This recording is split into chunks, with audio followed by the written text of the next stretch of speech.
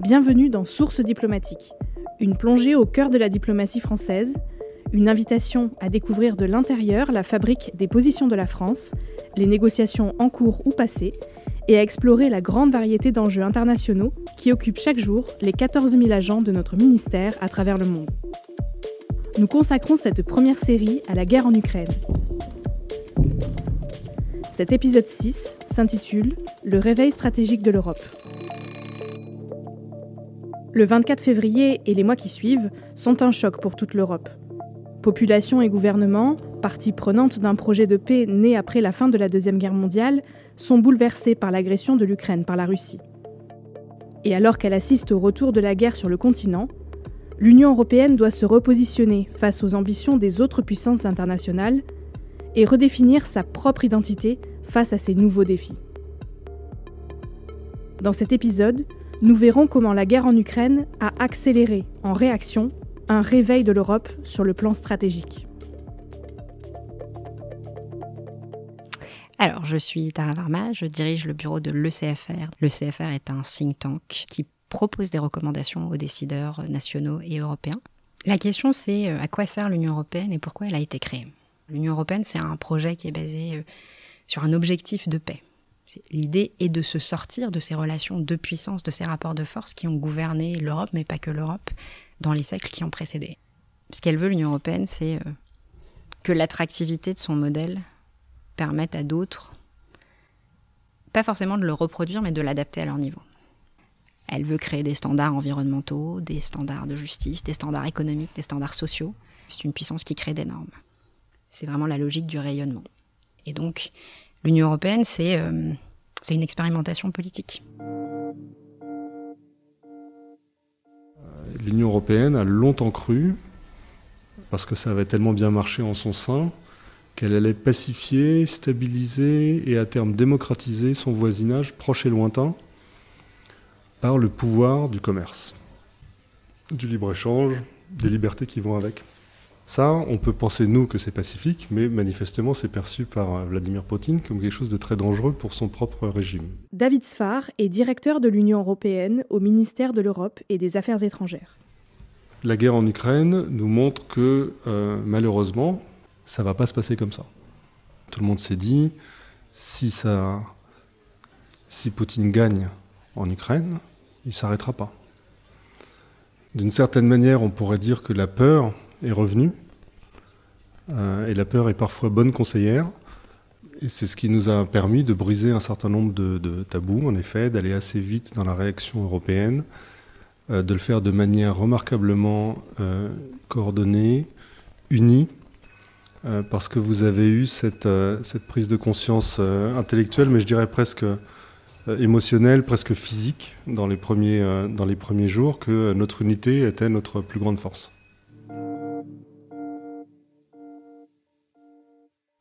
Je pense qu'en effet, la guerre en Ukraine a changé la conversation sur la souveraineté européenne. Avant le 24 février, chez beaucoup d'États membres, ça restait une notion très française, suspectée de viser à une forme d'indépendance de l'Europe vis-à-vis des États-Unis, pour caricaturer un petit peu. Une indépendance dans laquelle la France, évidemment, aurait proportionnellement encore plus d'influence au sein de l'Union européenne. C'est ce dont se méfiait un certain nombre d'États membres. Et nous essayions, à l'époque, toujours de ramener la souveraineté vers des enjeux très, très concrets. La guerre en Ukraine fait immédiatement ressortir notre faiblesse collective sur le plan de l'armement, et notre dépendance excessive sur le plan de l'énergie. Et là, tout d'un coup, vous n'avez même plus besoin de parler de souveraineté. Tout le monde est d'accord pour réduire notre dépendance et renforcer nos capacités.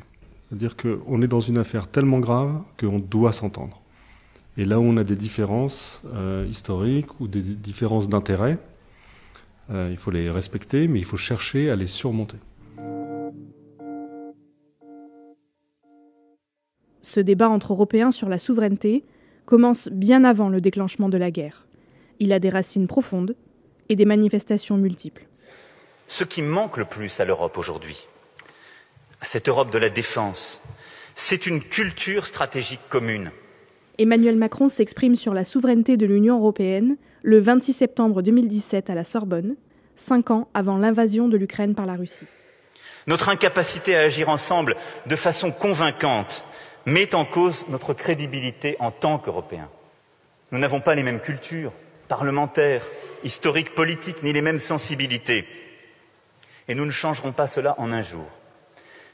Mais je propose dès à présent d'essayer de construire cette culture en commun.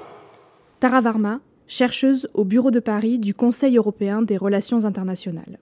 Au tout début des débats, on a beaucoup parlé d'autonomie stratégique européenne. L'autonomie stratégique, c'est perçu comme une expression assez française, qui est d'ailleurs présente dans un certain nombre de documents français, notamment le livre blanc de la Défense de 1994, mais qui est présent aussi dans d'autres documents européens, en réalité depuis l'année 2013, des conclusions du Conseil et aussi des communications de la Commission européenne. La définition française qui s'applique un peu au reste de l'Europe, de l'autonomie stratégique, c'est la capacité à agir indépendamment dans un monde interdépendant. Donc, c'est assez large. On parle de souveraineté européenne quand on parle de gérer des interdépendances au niveau économique, au niveau financier, au niveau de l'accès à des ressources critiques, au niveau de la redéfinition de nos partenaires et de nos partenariats stratégiques, et qu'on a envie de défendre un ordre international basé sur des règles. On touche à des éléments bien plus larges que les questions de sécurité et défense au sens classique.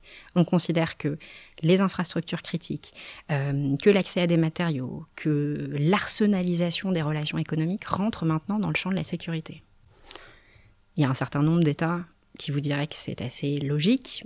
Pour les Européens, c'est un sacré chemin qui a été parcouru pour qu'on en arrive à cette conclusion générale ensemble. Et en fait, avant même la guerre en Ukraine, je dirais que ce qui nous a permis d'en arriver là, c'est la pandémie et la crise du Covid. Là, il y a eu des débats très compliqués sur la logique de la solidarité et du prêt européen, et les Allemands étaient, pour le coup, pas du tout du côté français. On a réussi à se mettre d'accord ensemble pour mutualiser une partie de nos dettes. Ça n'était jamais arrivé. Il y a eu un tabou énorme qui a été brisé à ce moment-là. Il pouvait y avoir du chômage partiel, assurer de l'aide économique à des entreprises, acheter des vaccins en commun, acheter en commun du matériel critique médical. Tous ces éléments-là, ils se sont faits en l'espace de quelques jours, de quelques semaines. Et je crois que la souveraineté européenne, elle permet justement... C'est un cadre.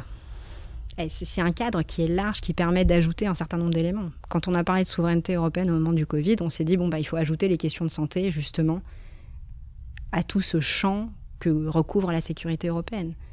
On y ajoute le climat, on y ajoute le numérique. Aujourd'hui, on y ajoute évidemment l'énergie. Donc on voit bien qu'il y a de plus en plus de champs couverts par cette souveraineté européenne. Et ce qu'elle permet, c'est, je pense, de revitaliser le projet européen aussi. C'est un projet au départ économique, qui devient un projet politique et qui devient aujourd'hui un projet géopolitique. Comme la souveraineté européenne est un cadre, il va falloir aussi que les Européens définissent les objectifs politiques de leur géopolitique. Et là aussi, ça va être difficile parce qu'il y a des dissensions, il y a des désaccords entre Européens. Et la question sur la guerre en Ukraine, c'est à quel point ces différences sont surmontables ou non. On April 4th, 1949, the North Atlantic Treaty was signed. An attack against one would be an attack against all. L'OTAN est la plus grande alliance militaire du monde. Elle organise la défense collective de ses membres, parmi lesquels figure la quasi-totalité des États de l'Union européenne, ainsi que le Royaume-Uni, le Canada et les États-Unis. La question de son articulation avec le projet européen et avec les compétences de l'Union européenne est centrale.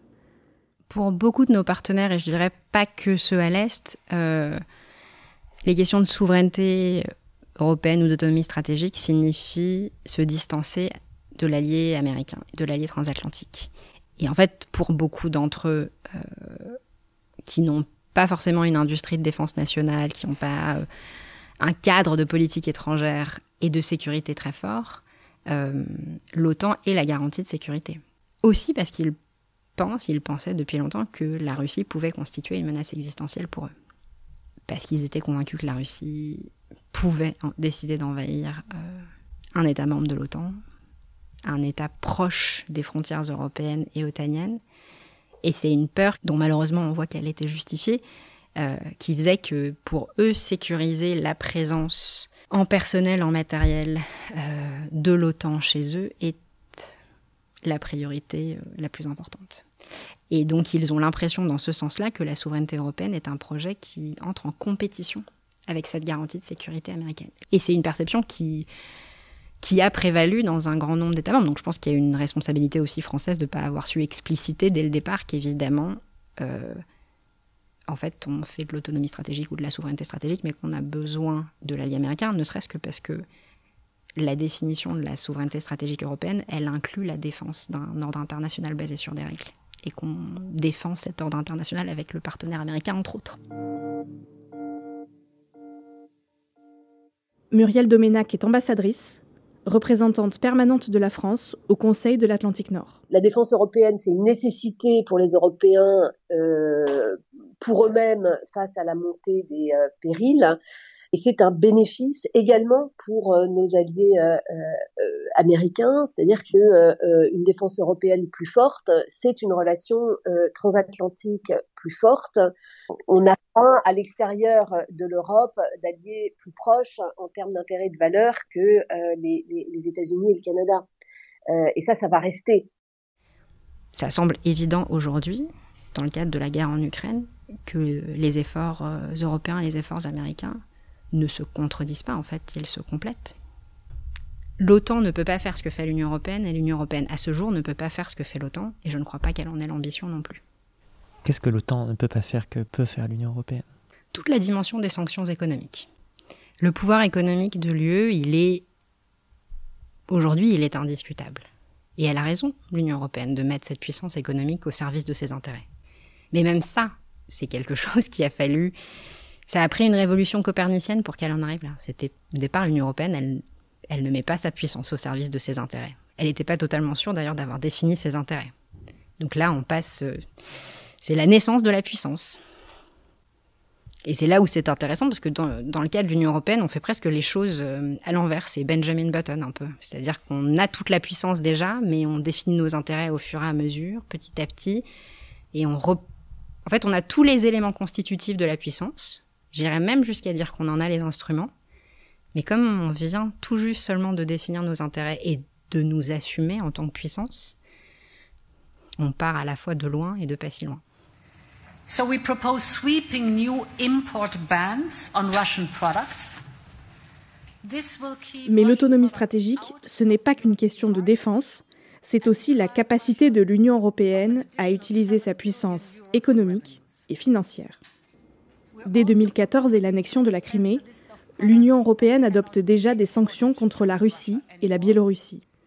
Mais depuis les premiers jours de l'invasion russe, elles prennent cette fois une ampleur tout autre. La réaction des Européens est concrète, rapide, ferme et marquée par l'unité. Résultat, un effet massif sur l'économie et la capacité de l'État russe à financer sa guerre en Ukraine, une contraction de 4% du PIB russe en 2022 et un embargo total sur l'importation de pétrole russe. David Sfar, directeur de l'Union européenne au ministère de l'Europe et des Affaires étrangères. Pour l'Union européenne, c'était en fait la première marche vers l'affirmation de soi, vers l'affirmation à l'extérieur, c'est les sanctions. Puisque c'est là que vous capitalisez sur la première puissance de l'Union européenne, qui n'est pas militaire, mais qui est son marché. L'Union européenne n'est pas capable de projeter de la puissance militaire, en tout cas en grand nombre et rapidement, comme le font certains États membres ou comme le font d'autres puissances à l'extérieur, mais elle est capable maintenant de concevoir, d'adopter rapidement des sanctions assez fines, je crois, par rapport à notre objectif qui, dans le cas de la guerre en Ukraine, est de réduire la capacité de la Russie à faire la guerre. Et puis on a aussi, à travers cette crise, progressé vers le développement d'outils qui permettent d'assurer encore plus d'influence et de transformer petit à petit l'Union européenne si j'ose dire, en un animal politique plus cohérent et plus puissant. Et là, je fais référence notamment à ce qu'on a fait dans le domaine de l'armement et du développement des capacités de défense. Ces derniers mois, les pays de l'Union européenne ont franchi de nombreux caps en matière de politique de défense. Mais comment avancer aujourd'hui, alors que la construction européenne a historiquement écarté la question de la mise en commun des moyens militaires. Vous avez un tabou de l'Union européenne qui a été brisé avec la mobilisation d'un instrument qui s'appelle la Facilité européenne de paix et qu'on a mobilisé pour financer les livraisons d'armes des États membres à l'Ukraine. D'ici la fin de cette année, on aura dépensé 3 milliards d'euros pour des armes ou des équipements militaires pour l'Ukraine avec cet instrument. Ça, dans la cuisine européenne, c'est une rupture complète. On avait eu des négociations très difficiles pendant des années avec des États membres très convaincus qu'il fallait surtout jamais utiliser cet instrument pour financer quoi que ce soit qui puisse être vaguement militaire. Et là, tout d'un coup, on prend des grosses décisions sur un plan budgétaire pour le faire. Nous sommes aussi en train de mettre en place une mission d'assistance militaire à l'Ukraine pour pouvoir former en Pologne et dans d'autres États membres des milliers d'Ukrainiens. Vous avez par ailleurs la Suède et la Finlande qui présentent à l'issue de leur processus interne au printemps leur candidature à l'OTAN. Ça, c'est aussi une rupture assez fondamentale avec leur politique passée. Vous avez un certain nombre de tabous nationaux qui ont été levés, ou en tout cas des décisions très, très radicales qui n'auraient pas eu lieu à cette vitesse sans la guerre en Ukraine. 3 jours après le début de l'invasion, le chancelier allemand s'exprime sur le virage de son pays en matière de politique de défense.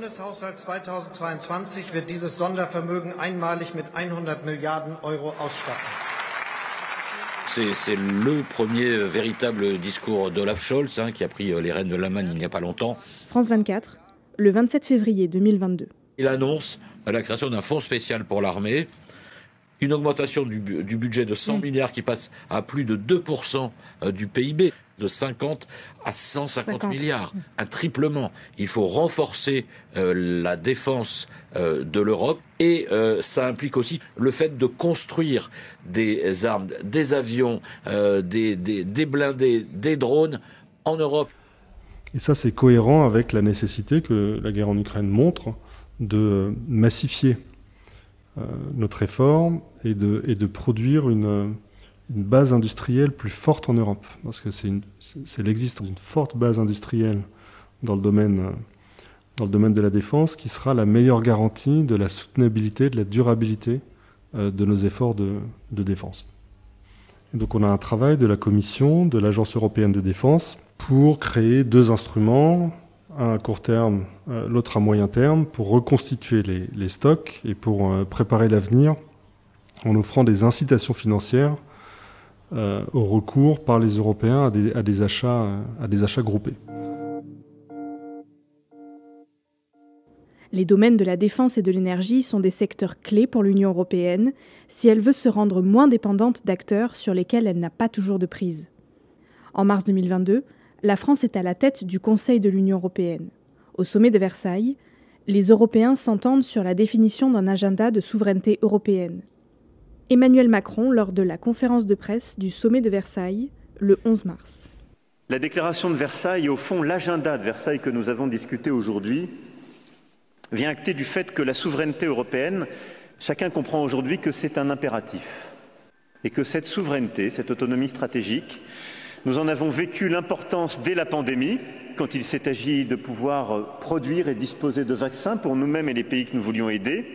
Nous l'avons vécu en sortie de crise, au moment de la relance, quand nous nous sommes aperçus que disposer de semi-conducteurs, quand nous en avions délégué la production à l'autre bout du monde, était compliqué pour faire repartir la production automobile ou d'autres.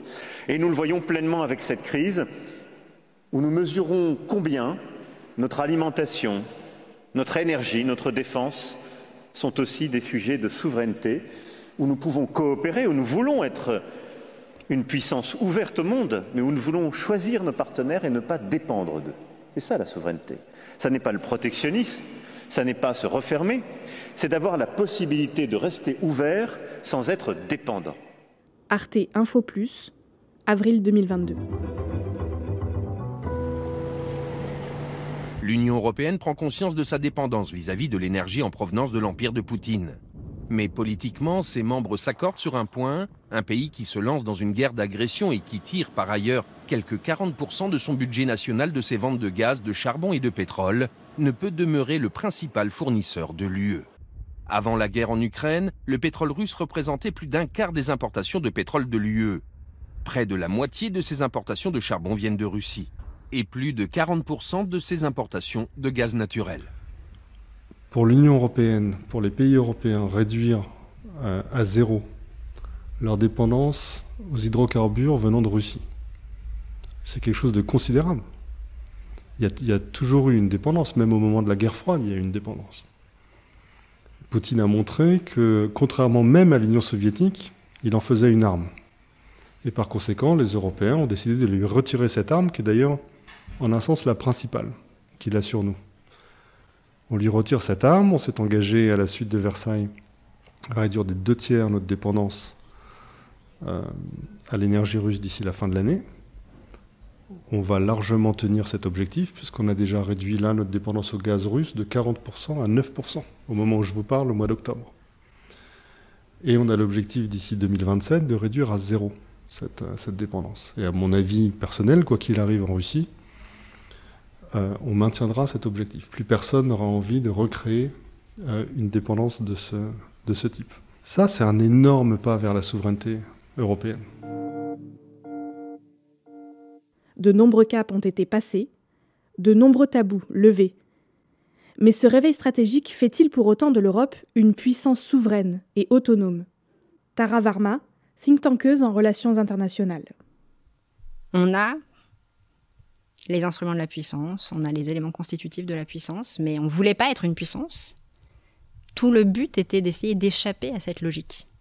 Cette logique nous a rattrapés. Oui, la souveraineté européenne était un concept très très controversé, pour utiliser un euphémisme, il y a 5 ans.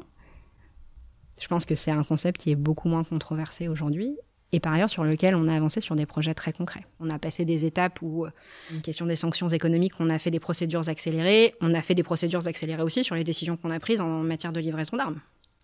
Donc c'est possible de le faire, mais il est certain que si on a envie de continuer à s'assumer en tant que puissance, il faudra décider d'institutionnaliser certains de ces éléments.